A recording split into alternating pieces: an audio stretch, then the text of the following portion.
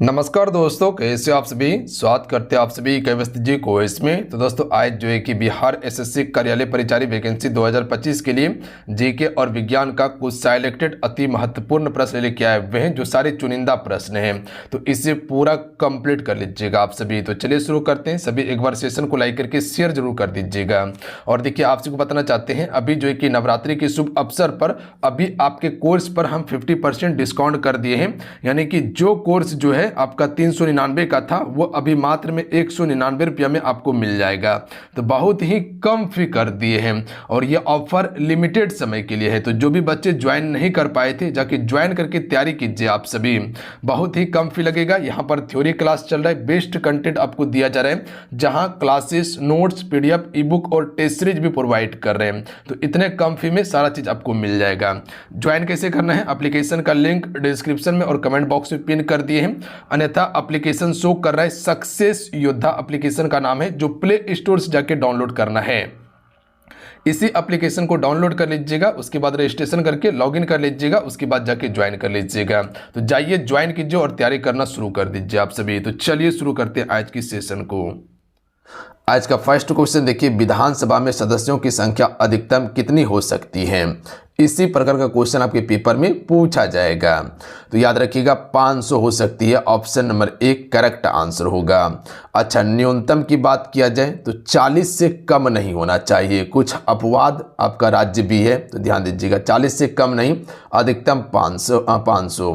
देखिए, एक होता है विधानसभा, एक होता है विधान परिषद। तो विधान परिषद सभी राज्यों में नहीं है, याद रखिएगा आप सभी। जैसे कह सकते जो विधान परिषद वाला राज्य है वो बिहार है, उसके बाद जो है कि आपका आंध्र प्रदेश है, उत्तर प्रदेश है, तेलंगाना है, कर्नाटक है, महाराष्ट्र है। ये सभी आपका विधान परिषद वाला राज्य है, याद रखिएगा। और विधान परिषद हर जगह नहीं होता है, बात समझे आप सभी।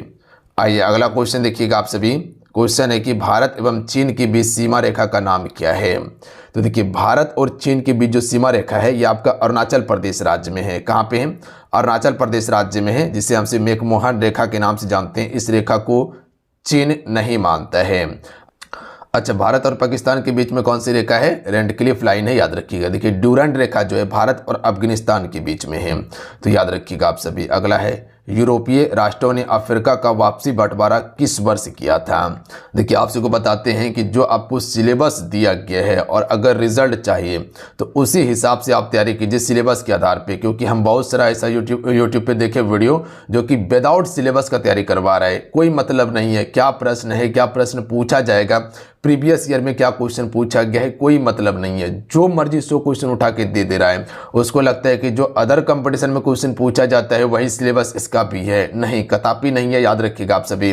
देखिए, जो हम आपको कंटेंट प्रोवाइड कर रहे हैं वो बेहतरीन कंटेंट सिलेबस के आधार पर प्रोवाइड कर रहे हैं, क्योंकि अगर आपसे प्रीवियस ईयर का क्वेश्चन लगाए होंगे तो आपको पता होगा, और जो शुरू से तैयारी कर रहे हैं उसको पता है कि हम किस हिसाब से तैयारी करवा रहे हैं आप सभी को।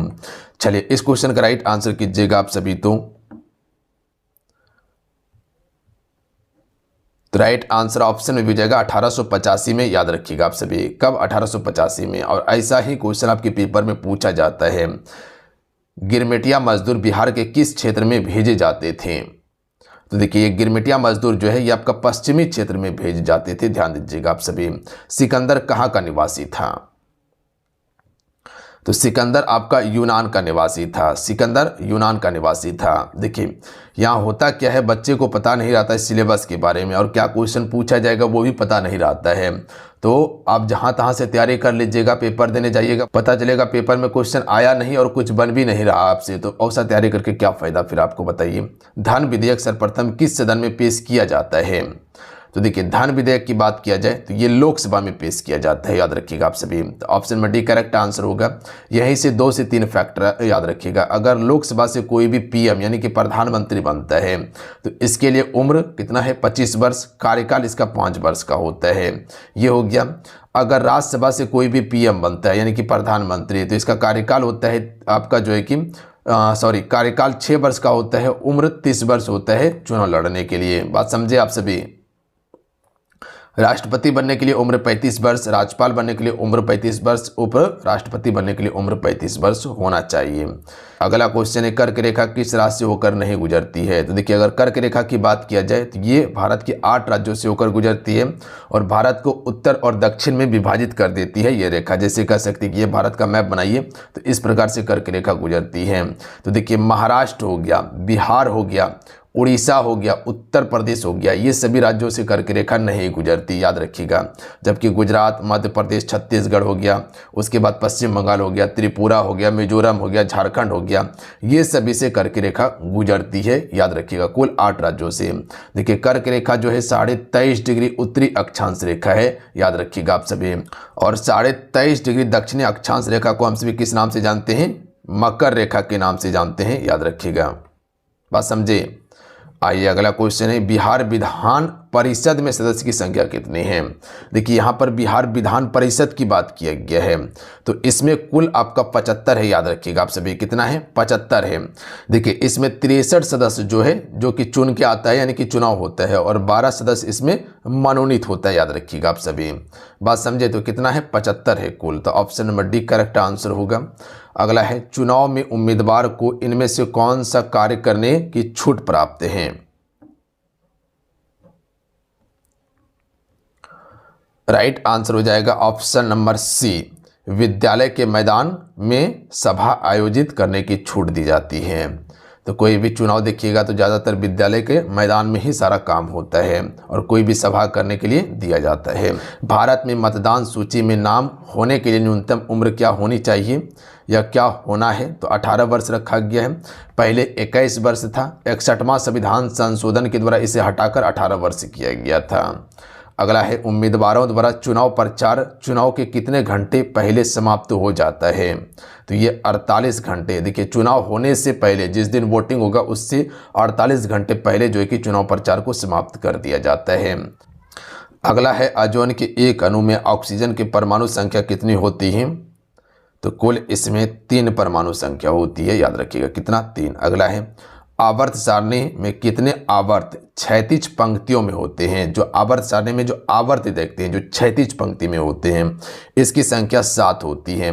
जबकि वर्ग की बात किया जाए तो कुल 18 वर्ग होते हैं जो ऊर्ध्वाधर होता है। अगला है, हीलियम कैसा तत्व है?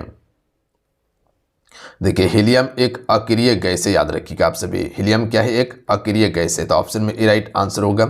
डायरेक्ट क्वेश्चन उठा के पूछ लिया जाएगा कि हीलियम कैसा है? गैस है, तो अक्रिय गैस है। चुनाव आयोग के सदस्य का कार्यकाल जो होता है ये कितने वर्ष का होता है? देखिए, 62 वर्ष का होता है, याद रखिएगा। 62 वर्ष उम्र होना चाहिए minimum. Option number C correct answer होगा। इसका कार्यकाल का अंतिम समय की बात यहाँ पर किया गया तो 62 वर्ष होगा। अगला है, मुख्य चुनाव आयुक्त की नियुक्ति कौन करता है? तो राइट आंसर हो जाएगा ऑप्शन नंबर सी, राष्ट्रपति, याद रखिएगा आप सभी। देखिए, मुख्य चुनाव आयुक्त हो गया, यह कह सकते हैं संघ लोक सेवा आयोग के जो अध्यक्ष होते हैं, यह कह सकते हैं आप सभी जो आपका मुख्य न्यायाधीश होता है, ये सभी का नियुक्ति जो है कैग जो होता है ये सभी का नियुक्ति राष्ट्रपति ही करता है। राज्यपाल की नियुक्ति राष्ट्रपति करता है, प्रधानमंत्री की नियुक्ति राष्ट्रपति करता है। सिंधु नदी का बहाव किस दिशा में है? देखिए, एक सिंधु नदी समझौता भी है जो कि भारत और पाकिस्तान के बीच समझौता है। देखिए, सिंधु नदी का बहाव जो है उत्तर से दक्षिण की ओर है। देखिए कैसे, जैसे अगर ये भारत का अगर मैप बनाइएगा आप सभी तो यहाँ से सिंधु नदी बहते हुए इस प्रकार से अरब सागर में जाके मिल जाती है, याद रखिएगा। अगला क्वेश्चन देख लीजिएगा, पाकिस्तान में परमाणु शक्ति उत्पादन केंद्र कहाँ स्थित है?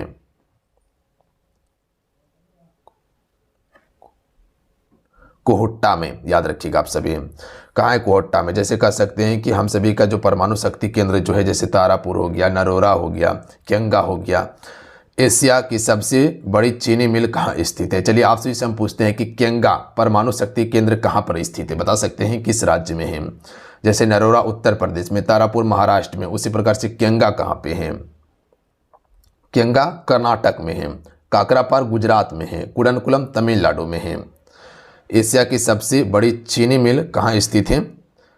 मारदान में। ऑप्शन नंबर क्या हो जाएगा? एक करेक्ट आंसर होगा, याद रखिएगा। पाकिस्तान का कौन सा स्थान दरी बनाने के लिए प्रसिद्ध है? शिकारपुर बिल्कुल करेक्ट आंसर होगा, याद रखिएगा आप सभी। अगला प्रश्न देखिए, अगला क्वेश्चन देखिए, खैरपुर किस सामान बनाने के लिए प्रसिद्ध है? किस सामान बनाने के लिए प्रसिद्ध है खैरपुर? तो चमड़ा उद्योग के लिए प्रसिद्ध है, चमड़ा का सामान बनाने के लिए प्रसिद्ध है खैरपुर। अगला है निम्नलिखित में से कौन सा पदार्थ पाकिस्तान के प्रमुख निर्यातक में शामिल है? ये आपका पड़ोसी राज्यों से संबंधित प्रश्न है, तो ये सभी हो जाएगा, कपास हो जाएगा, सेंधा नमक हो जाएगा, सूखे फल हो जाएगा, ये सभी इसका बिल्कुल करेक्ट आंसर होगा। जब लोग स्वयं शासन में भाग लेते हैं तो ऐसी शासन व्यवस्था को क्या कहते हैं? तो इसे प्रत्यक्ष लोकतंत्र के नाम से जानते हैं। क्या कहते हैं?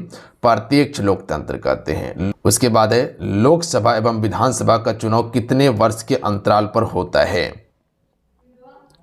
देखिए, लोकसभा 5 वर्ष में चुनाव होता है और विधानसभा का भी 5 वर्ष में ही चुनाव होता है। जैसे लोकसभा चुनाव होता है तो यहाँ से प्रधानमंत्री को बनाया जाता है, और उसके बाद विधानसभा से चुनाव होता है तो मुख्यमंत्री आपका बनता है। जैसे आप विधायक का नाम सुने हैं, बिल्कुल, एक होता है सांसद, पता है आप सभी को, बिल्कुल। अगला प्रश्न है कि 0 डिग्री का मान केल्विन स्केल पर क्या होता है? तो केल्विन पर इसका मान 273 डिग्री केल्विन होता है, 273 डिग्री केल्विन। तो option number A right answer हो जाएगा। सामान्य मनुष्य का तापमान केल्विन में कितना होता है? 310 डिग्री केल्विन होता है। फ़ारेनहाइट में लगभग जो है कि 97 डिग्री फ़ारेनहाइट के अप्रॉक्स में होता है, 97 पॉइंट कुछ हो जाता है। और 36 डिग्री सेल्सियस, 36.7 या 8 अप्रॉक्स में 37 के बीच में जो है कि आपका मानव शरीर का समान तापमान होता है, किसमें? सेल्सियस में। निम्न में से कौन सा ठोस नहीं है? तो 36 से लेकर 37 के बीच में जो भी ऑप्शन रहेगा सेल्सियस में पूछा जाए तो आपको टिक करना है। निम्न में से ठोस नहीं है, तो पारा ठोस नहीं, ये द्रव होता है, जबकि मोम, गंधक, मैग्नीशियम ठोस होता है। अगला क्वेश्चन है कि निम्न में से द्रव चुने। तो देखिए, द्रव जो है जल आपका एक द्रव है, जबकि वाष्प, ये जल 2 बार आ गया, हवा, ये सभी गैस है, ना कि द्रव भी हैं। अगला क्वेश्चन देख लीजिएगा, प्रथम विश्व युद्ध की समाप्ति के बाद किसके द्वारा यूरोप की अर्थव्यवस्था को पुनर्जीवित करने का प्रयास किया गया था? तो देखिए, ये किया गया था अमेरिका के द्वारा। किसके द्वारा किया गया था? अमेरिका के द्वारा। प्रथम विश्व युद्ध 1914 में हुआ था, 18 तक चला था, कुल 4 वर्ष तक चला था, याद रखिएगा। अगला है स्वराज दल के अध्यक्ष कौन थे? तो राइट आंसर होगा मोतीलाल नेहरू, याद रखिएगा। देखिए, स्वराज पार्टी की स्थापना 1923 में किया गया था, ध्यान दीजिएगा आपसे, मोतीलाल नेहरू के द्वारा। अगला क्वेश्चन है किस तिथि को पूर्ण स्वतंत्रता दिवस घोषित किया गया? तो ये किया गया था 26 जनवरी 1930 में, याद रखिएगा आप सभी। कब? 26 जनवरी 1930 को, डेट याद रखिएगा आप सभी। क्वेश्चन डायरेक्ट बनता है यहाँ से। देखिए, जितने भी मेरे साथ में जुड़े हुए, एक बार सेशन को जरूर लाइक कीजिएगा, अपना प्यार इस सेशन को जरूर दीजिएगा, लाइक करके शेयर जरूर कर दीजिएगा अपने दोस्तों में। साधारण गंधक किस आणविक रूप में पाया जाता है? तो ये आपका S8 के रूप में पाए जाते हैं, याद रखिएगा आप सभी। सी राइट आंसर होगा। फास्फोरस का आणविक सूत्र क्या है? तो P4 फास्फोरस का आणविक सूत्र है, तो option number D right answer होगा। बोलिए किस प्रकार से क्वेश्चन है पूछा जाता है आपके पेपर में, तो क्वेश्चन वही कीजिए जो पेपर के लिए इंपॉर्टेंट है, अन्यथा क्वेश्चन करने के लिए तो बहुत सारा क्वेश्चन है, करके चल जाइएगा, पेपर में आएगा नहीं, पता चलेगा हो गया आपका खेल। सोना निम्नलिखित में से किस द्रव में घुला जाता है या घुल जाता है? अम्ल राज्य में, याद रखिएगा, सोना जो है अम्ल राज्य में घुल जाता है, तो ए राइट आंसर होगा। कौन सा अधातु कमरे के ताप पर द्रव में होता है? तो देखिए, कमरे के ताप में द्रव में जो होता है वो ब्रोमीन होता है, और ये एक अधातु है, याद रखिएगा आपसे। ब्रोमीन क्या है? एक अधातु है, जबकि पारा क्या है? धातु है, याद रखिएगा आपसे। पारा क्या है? धातु है। अगला क्वेश्चन है सीसा और टीन मिश्र धातु को कहते हैं। जो सीसा और टीन के मिश्र धातु से जो बनता है उसे हम सोल्डर के नाम से जानते हैं। किस नाम से? सोल्डर के नाम से जानते हैं। Option number A right answer होगा। तो सोल्डर किसका मिश्र धातु है? सीसा और टीन का मिश्र धातु है। अगला क्वेश्चन लीजिएगा, निम्नलिखित में से कौन अधिक अभिक्रियाशील है? देखिए, यहाँ सीसा के स्थान पे आपको लेड दिया जा सकता है, याद रखिएगा आप सभी। क्या दिया जा सकता है? लेड दिया जा सकता है सीसा के स्थान पे, तो ध्यान दीजिएगा आप सभी। अगला क्वेश्चन देखिए, निम्नलिखित में से कौन सा अधिक अभिक्रियाशील है? तो यहाँ पे थोड़ा सा आप इसको काट के CS कीजिए आप सभी। देखिए, सीजियम जो है ऑप्शन के हिसाब से सबसे अधिक अभिक्रियाशील होगा।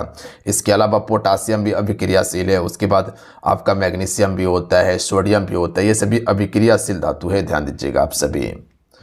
अगला प्रश्न है, निम्नलिखित में से कौन अति ज्वलनशील है?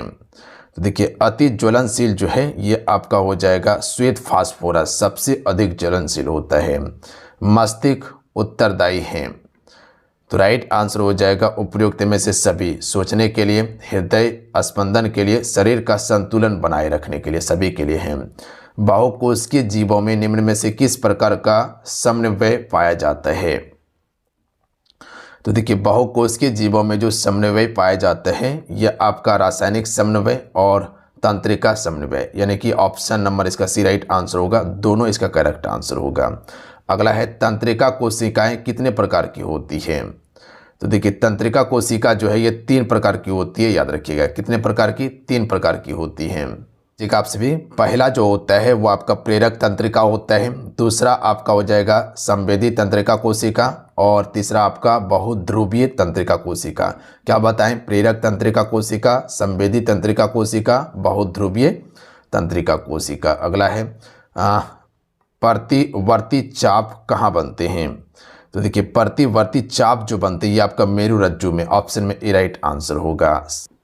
अगला प्रश्न है कि शरीर की प्रधान नियंत्रक ग्रंथि किसे कहा जाता है? तो शरीर की प्रधान नियंत्रक ग्रंथि जो कहा जाता है वो पीयूष ग्रंथि को कहा जाता है, जो मस्तिष्क में होता है। इससे ही कह सकते हैं कि नियंत्रक माना जाता है। आर्य समाज की स्थापना किसने की थी? तो याद रखिएगा, दयानंद सरस्वती के द्वारा। ऑप्शन में डी राइट आंसर होगा, सभी को पता है। फॉरवर्ड ब्लॉक के संस्थापक कौन थे? ये भी आपको पता होगा, सुभाष चंद्र बोस थे। अगला क्वेश्चन देख लीजिए, वल्लभ भाई पटेल को सरदार की उपाधि किस किसान आंदोलन के दौरान दी गई थी? तो ये पता होगा, बताए होंगे आप सभी को, बारदोली सत्याग्रह जो 1928 में हुआ था। तो ऑप्शन नंबर इसका क्या हो जाएगा? ऑप्शन में एक करेक्ट आंसर होगा। अगला क्वेश्चन देखिए, लोकसभा की प्रथम महिला अध्यक्ष का नाम क्या है? तो राइट आंसर होगा Meera Kumar, option number C right answer होगा। ध्यान दीजिएगा, मीरा कुमार। यहीं से याद रखिएगा, चंपारण जो हुआ था आंदोलन 1917 में हुआ था। 15वीं लोकसभा के गठन की तिथि क्या है? तो देखिए, 15वीं लोकसभा जो है यह आपका मई 2009 है, याद रखिएगा आप सभी। 22 मई 2009 गठन की तिथि पूछा गया था। और अभी आपका 18वीं लोकसभा चल रही है, ध्यान दीजिएगा आप सभी। अगला है, कार्यपालिका कितने प्रकार की होती है? तो देखिए, कार्यपालिका जो है ये आपका 2 प्रकार की होती है, याद रखिएगा आप सभी। देखिए, हमारे देश में कार्यपालिका 2 प्रकार का होता है। एक आपका जो कार्यपालिका होता है वो राजनीतिक कार्यपालिका होता है, एक आपका अस्थायी कार्यपालिका होता है, याद रखिएगा। अगला है कि इनमें कौन सी राजनीतिक संस्था राष्ट्रपति के चुनाव में भाग नहीं लेती है? तो देखिए, राष्ट्रपति के चुनाव में भाग जो नहीं लेगी वो आपका विधान परिषद नहीं लेती, क्योंकि विधान परिषद हर राज्य में नहीं है, मात्र 6 ही राज्य में आपका विधान परिषद है, जबकि लोकसभा, राज्यसभा और विधानसभा भाग लेती है। तो याद रखिएगा, परिषद नहीं लेगा। अगला क्वेश्चन देख लीजिएगा, रेडीमेड वस्त्र पार्क की स्थापना कहाँ की गई है? यह की गई सूखो माजरी गाँव में। तो ऑप्शन में बी राइट आंसर होगा। अगला है, कच्चे माल पर आधारित नहीं होने वाला उद्योग क्या कहलाता है? तो इसे फूड लॉस उद्योग कहते हैं। नेपानगर किस उद्योग के लिए प्रसिद्ध है? अखबारी कागज के लिए, सी राइट आंसर होगा। नेपाल की सीमा भारत के किस राज्य से मिलती है? तो इनमें से नेपाल की सीमा सिक्किम से मिलती है। इसके अलावा बिहार हो गया, उत्तर प्रदेश हो गया, याद रखिएगा आप सभी। अगला है, महाभारत लेक क्या है? तो ये एक आपका पर्वत श्रृंखला है, ऑप्शन में ए राइट आंसर होगा। गंडक नदी को नेपाल में किस नाम से जाना जाता है? नारायणी के नाम से जाना जाता है गंडक नदी को नेपाल में। अगला क्वेश्चन है, भूटान की राजधानी कहाँ है? देखिए, भूटान की राजधानी जो है यह आपका थिम्पू है, याद रखिएगा आप सभी। देखिए, काठमांडू नेपाल की राजधानी, ढाका जो है बांग्लादेश की राजधानी, ये यांगून जो है इसे यांगून के नाम से जाना जाता था, जो कि कह सकते हैं कि म्यांमार की पुरानी राजधानी थी, और अभी न्यायपीड़ा हो चुका है इसकी राजधानी, न्यायपीड़ा। अगला है, भद्रावती में कौन उद्योग स्थापित है? तो भद्रावती में कौन सा उद्योग है? रासायनिक खाद्य उद्योग है भद्रावती में। लोकसभा को कहा जाता है? तो देखिए, लोकसभा को प्रथम सदन कहा जाता है, याद रखिएगा, लोकसभा को प्रथम सदन कहते हैं। राष्ट्रीय श्रम आयोग की स्थापना किस वर्ष की गई? यह किस वर्ष हुई थी? तो राष्ट्रीय श्रम आयोग की स्थापना 1966 में हुई थी। औद्योगिक क्रांति सर्वप्रथम किस देश में हुई? तो राइट आंसर होगा इंग्लैंड देश।